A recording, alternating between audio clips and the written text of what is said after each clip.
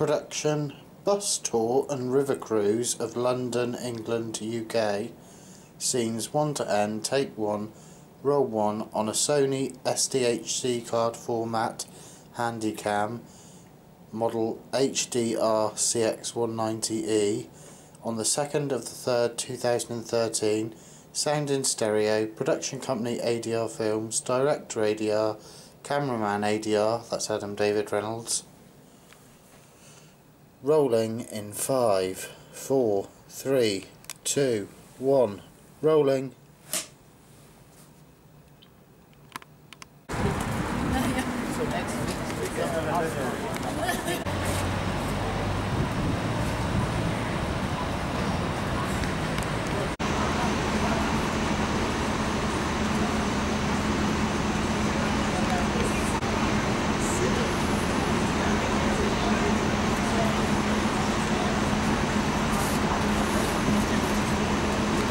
Just joined us, welcome on board.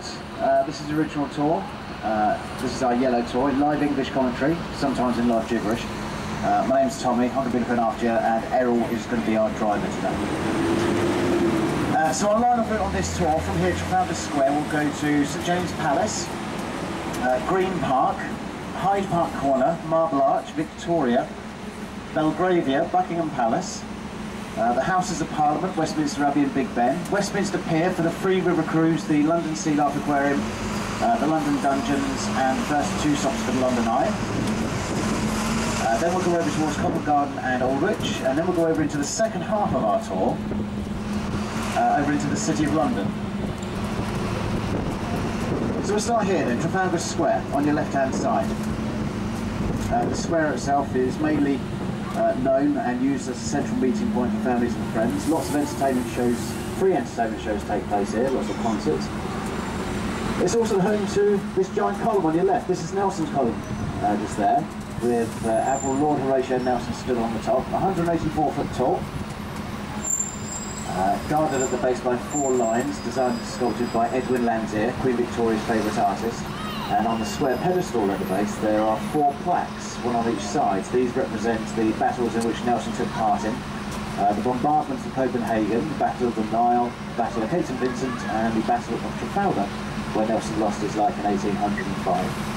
At the rear of Trafalgar Square, just behind us, look, is the National Gallery, the National Portrait Gallery, where we have some 2,300 paintings on display, considered to be some of the finest art in Western Europe. Admission is free, you don't have to pay a single penny to go inside, like many of the museums and galleries in London. Friday evenings it's open until 9 o'clock. Coming up shortly on the right hand side of the bus, we'll have our first glimpse of Big Ben.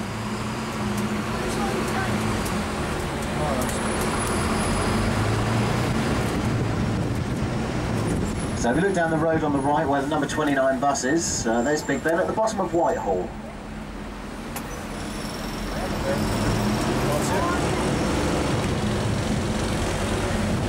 The statue just on our right hand side, King Charles I on horseback, the only king of Great Britain to be beheaded. He was beheaded in 1649 down in Whitehall under the orders or instructions of Oliver Cromwell. That statue represents the centre of London. The Triple Archway, the Admiralty Archway on your right, is officially the grand entrance to the home and office of Her Majesty the Queen. The road is called the Mall, Buckingham Palace at the bottom of the road, a lot closer than people realise as well. It's only a 15-minute walk from here, Trafalgar Square, down through the archway, along the Mall, to the palace. The archway itself was built in 1910. The centre archway has its gates closed because this is only allowed to be used by Her Majesty the Queen.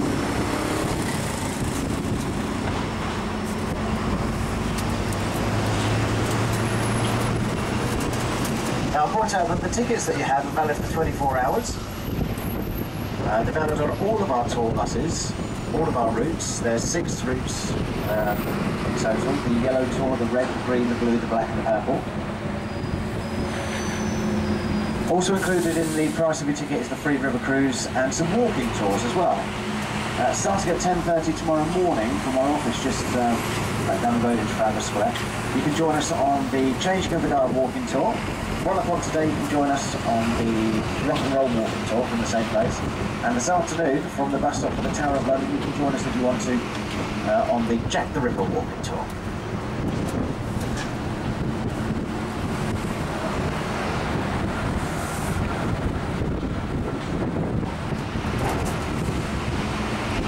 At the end of the road, we're going to be passing St James Palace. Now, St James Palace was built by King Henry VIII during the 16th century. He built it initially for his wife Anne Boleyn. Sadly, though, she didn't get to see the British Palace because her husband, being a nice man that he was, had a head chopped off in 1536. The palace itself is the previous residence of Prince Charles and Princess Diana in the early 1980s. This is the stop for it just here.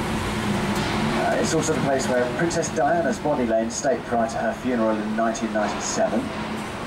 It's where Queen Victoria got married to Prince Albert's sister.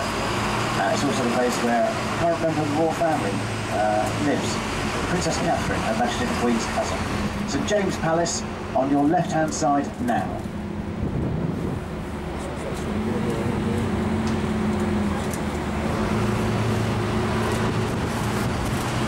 As we turn into St James's Street, we'll make our way to the top of the road, to the top section traffic lights, where we'll be turning left and heading towards our next stop, Green Park. At that bus stop, if you want to, you can change for our Blue Tour, which takes you down to Kensington, Knightsbridge, Harrods, Harvey Nichols, the Royal Albert Hall, Kensington Palace, the V&A Museum, the Natural History Museum, the Science Museum, and Russell Square. We'll also be passing the Ritz Hotel, which is London's first steel frame building, originally owned by Caesar Ritz. Today it's owned by the Barclay Brothers. You can go for afternoon tea at the Ritz if you want to. It's only going to cost you £42 per person. And you only need to book it up to 6 months in advance. If anybody would like the next stop, Green Park, please prepare to disembark the bus.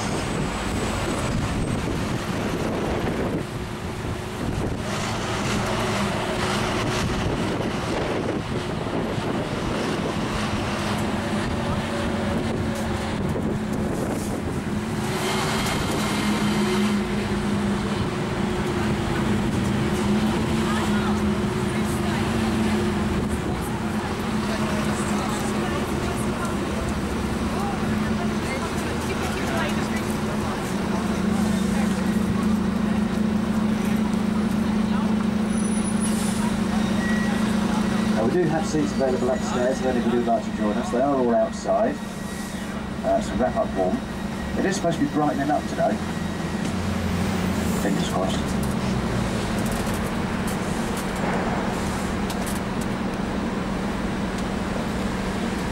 Bradley's birthday as well. Bradley, how old are you? Happy birthday, Bradley. Is this your first time down in London? Have you had a good time so far? Excellent, brilliant stuff. Well, I hope you enjoy your birthday, Bradley.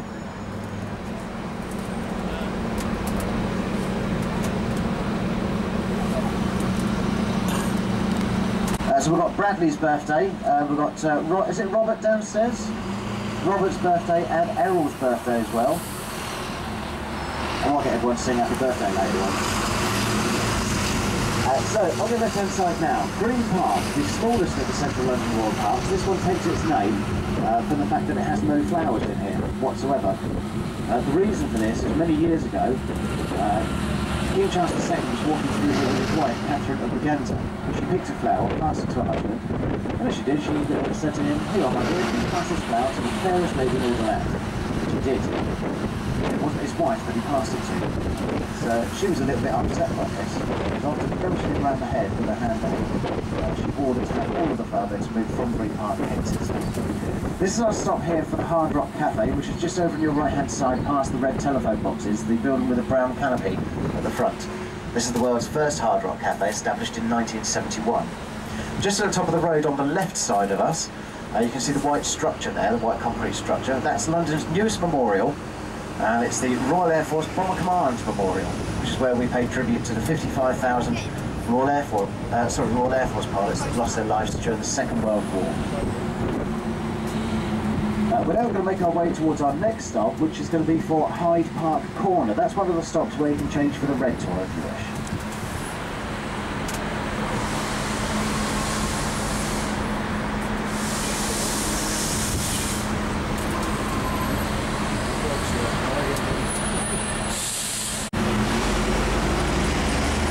The archway on your right hand side is called the Wellington Archway. This is unofficially known as the grand entrance to London. And on the top is the statue of Peasonhead Chariot descending down to earth. As we're making our way around this sort of traffic roundabout, you'll get a better view from the other side, and also when we come down Park Lane in about 10 minutes.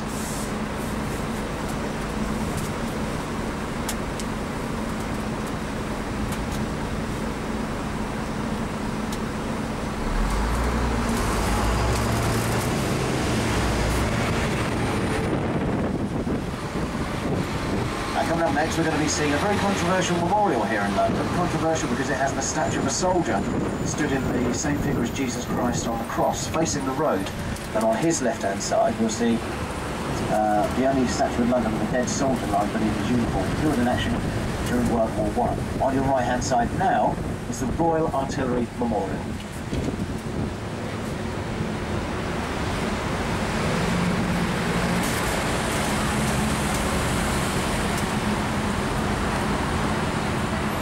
The Decimus Burton Archway, just in front of the bus now, built in 1912. This is the grand pedestrian entrance to Hyde Park.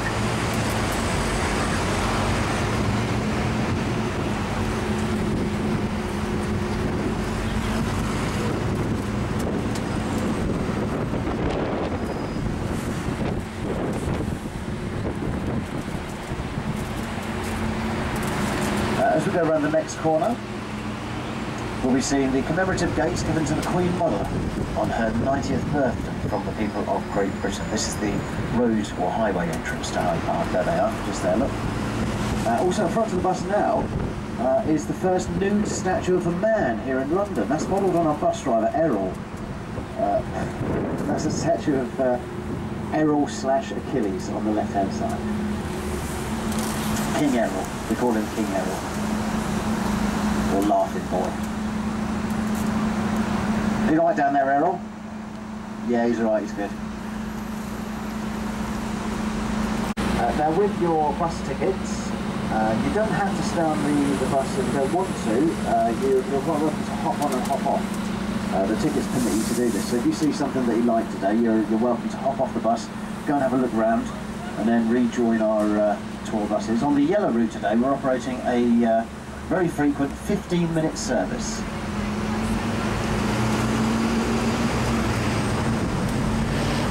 So the park on your left-hand side, this is the largest of the central London Royal Parks. This one's called Hyde Park, originally owned by the monks of Westminster. It was stolen from them during the 17th century by King Henry VIII, who wanted to use the park or the grounds as a royal hunting ground.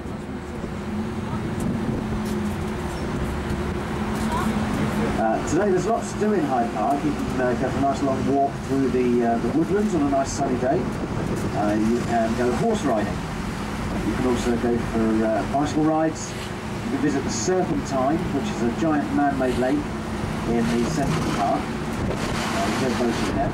You can also go swimming in the Lido. You can visit the Princess Diana Memorial Fountain, which is so spectacular. I saw that for myself the first time I had time to go. That's on the very far side of the park. You can come along and watch one of the many concerts which takes place here every year. Last year we had the likes of Madonna, Duran Duran, Paolo Nutini, Bruce Springsteen, Paul McCartney, Tom Jones and McFly all appearing live. This year confirmed the first concert is in July, and that's John Bon Jovi. The first concert was actually held here in 1968, and that's performed by the Rolling Stones. We're now approaching our stop for Marble Arch. Change here for our red, black and purple tours. The red and the black tour will take you up to Madame Tussauds, Baker Street, to the Sherlock Holmes Museum, and our purple tour will take you down to Notting Hill. So if anybody wants to go to the Portobello Road Park, doing that tour. This is Marble Arch, ladies and gentlemen.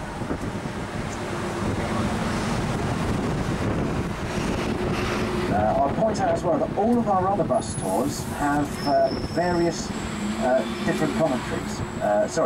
Commentaries in various different languages, if you need.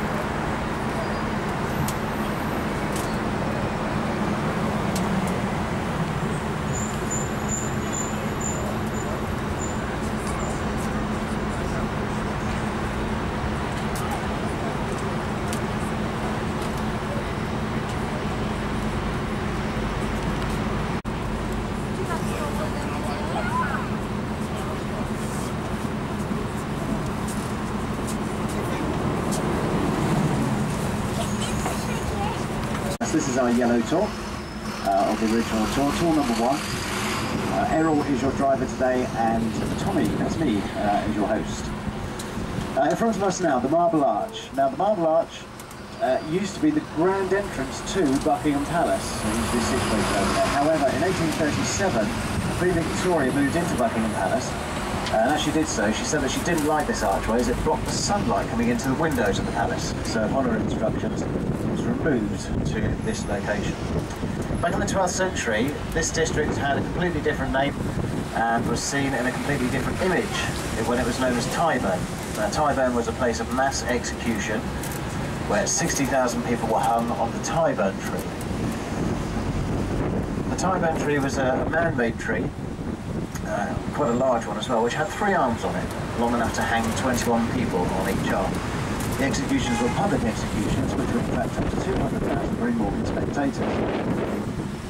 If you look just here on the left where the green road sign is that says Ring Road, the City, Kilburn and Paddington, below that road sign on the pavement there's a circular concrete plaque and it reads the site of the Tyburn tree. So that's where the 60,000 people were hung during the public executions of the 12th century from the year 1193 for the next 100 years.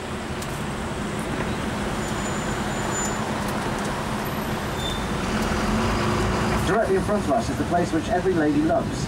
This is our entrance to our most popular shopping street just here, Oxford Street.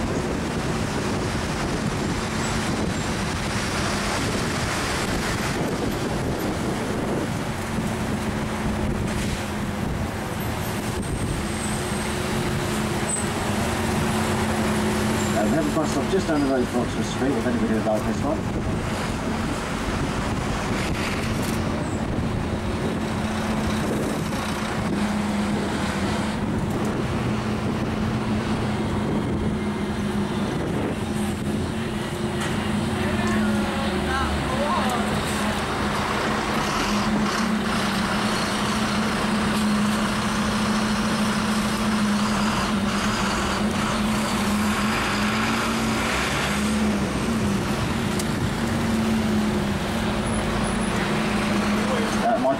Left-hand side, the white one.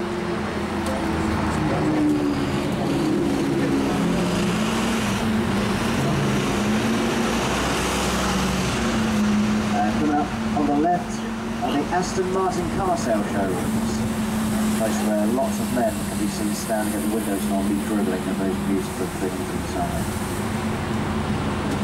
The memorial on your right-hand side, the white wall, is the memorial to the animals used in the First and the Second World Wars, paying tribute on them.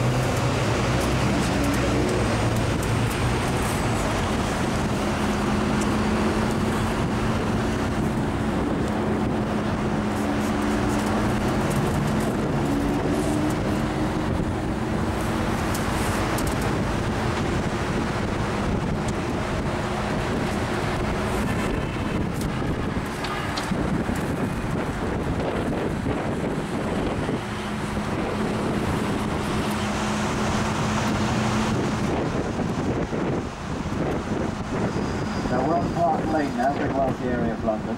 We're going to be passing a couple of hotels shortly, both of which are going to be on our left-hand side. The first hotel we'll pass is the hotel where Sylvester Stallone got married on the roof of the hotel. It's also the place where Elizabeth Taylor spent many of her honeymoons. It's the Dorchester Hotel, which is here on the left. Eisenhower stayed there as well during the Second World War.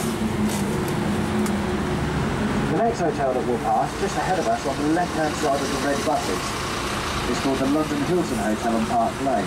That's the hotel that Her Majesty the Queen does not like at all. In fact, she refuses to ever set foot in the place. Apparently it's because the top 5 floors of the hotel look directly over into her private gardens at Buckingham Palace. She's not too keen on that, which is something.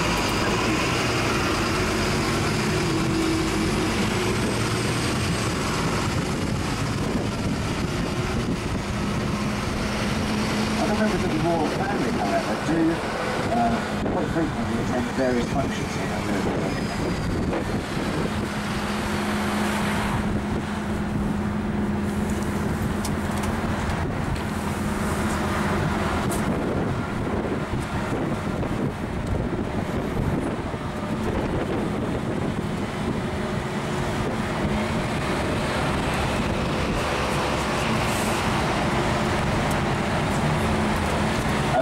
The sand-coloured building over here on the right is called Wellington House. Its official address is number 1 London. This used to be the first building that people would come to if they were travelling into London from the west. It's always been, and still is, the home and office to the Duke of Wellington. The top floor are his apartments and his offices, currently the home to the 7th Duke of Wellington. The rest of the building is now being used as a museum operated by the English Heritage called Wellington House.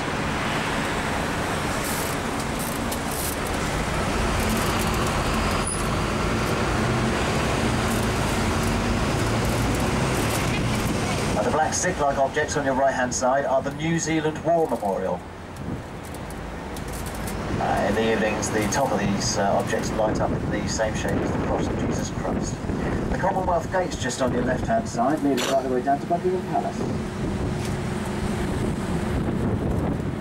And on our left now, the brick wall with the high fortifications, the revolving spikes on the top of the wall, and the electrified barbed wire.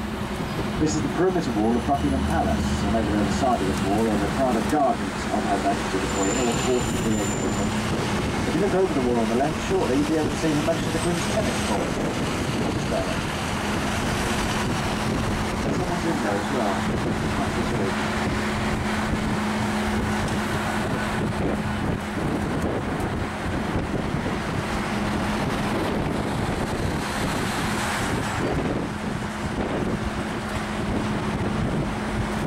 Making our way into the district of Victoria, which is where our next stop will be. Now, the district of Victoria is named after our longest reigning queen, who was on the throne for 64 years between 1837 and 1901.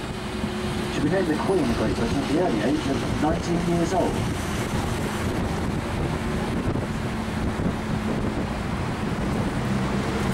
Today, the district of Victoria is known mainly as a central transport interchange with the second largest railway station here in London, the central bus station, the taxi, the underground and the coach services.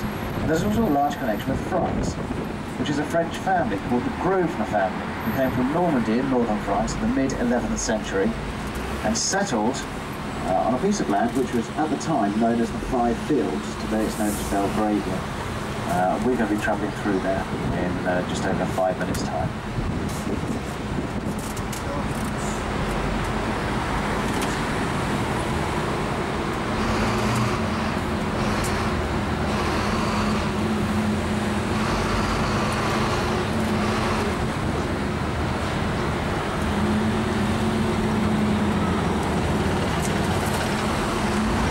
The family had such an impact here in Victoria and Belgravia. We're passing Grosvenor Gardens shortly, which is where the trees are ahead on the right. Inside Grosvenor Gardens are 2 concrete gardeners' huts, which are encrusted with shells brought over from the beaches of Normandy at the request of the Grosvenor family.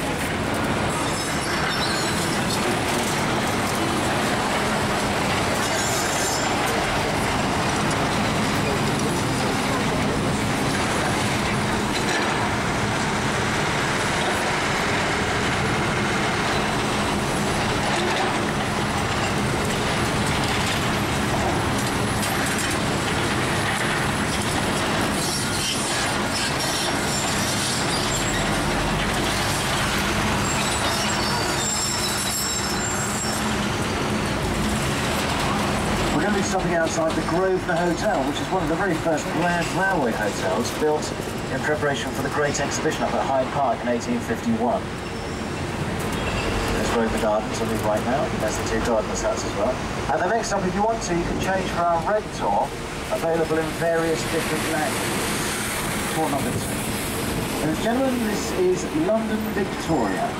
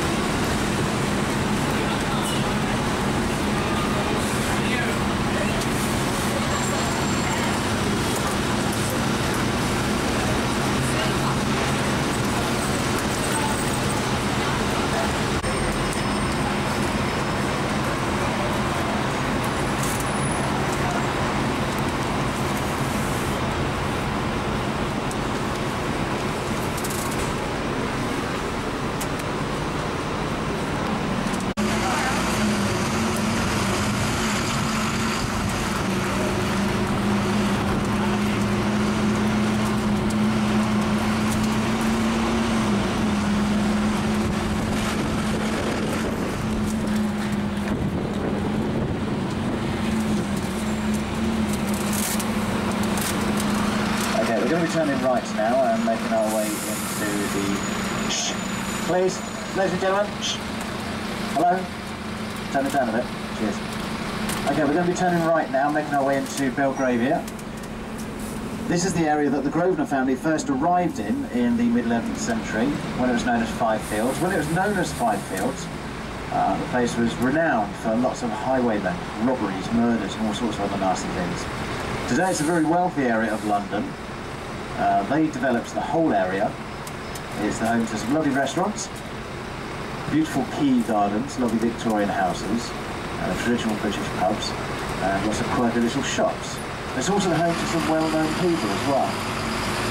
Let me show you where a couple of celebrities live. Just ahead of us, where the red traffic lights are, down that road on the left of those, at number 180 Ebury Street, is the house where Wolfgang Amadeus Mozart used to live as an 8-year-old boy. We're going to be passing the home of Margaret Thatcher as well. Normally we will see a couple of armed police officers guarding outside her house 24 hours a day, 7 days a week to keep her in. But she hasn't been there recently. Over the course of the past 6 weeks she's been quite ill, so she's not there. It's either she's been ill or they've carted her off to an old people's home. But we'll pass the house down one of the side roads. We're also going to pass the home of the Harry Potter author J.K. Rowling. We're going to pass the home of the two homes, actually, two London homes of James Bond actors Sean Connery and Roger Moore.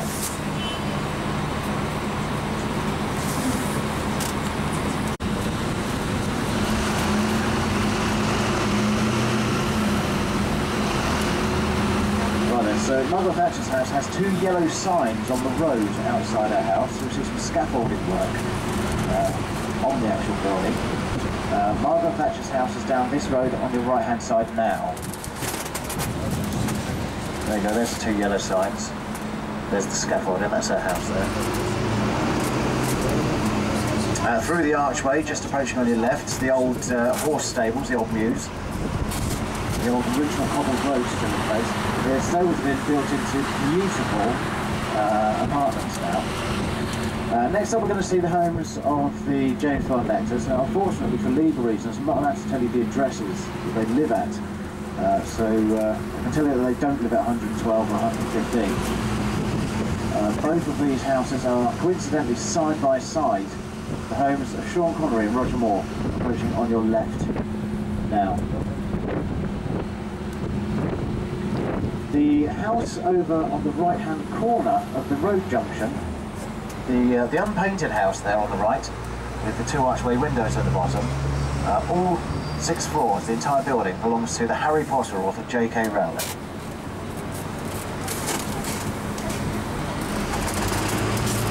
This one quite literally on the corner, on your right now.